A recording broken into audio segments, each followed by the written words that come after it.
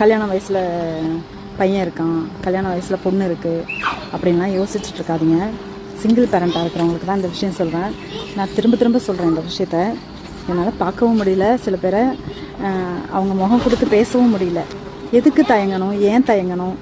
தனக்குன்னு ஒரு வாழ்க்கை அமைச்சிக்கிறதுல என்ன ஒரு அப்படி தயக்கம்னு எனக்கு தெரியல, புரியல.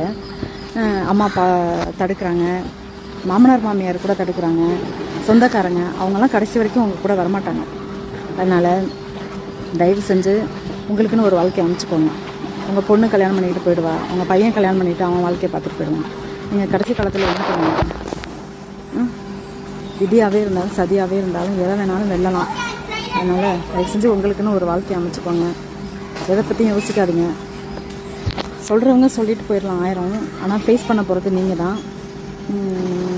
அதனால் தைரியமாக தன்னம்பிக்கையோட தயவு செஞ்சு உங்களுக்கு ஒரு வாழ்க்கையை அமைச்சுக்கோங்க.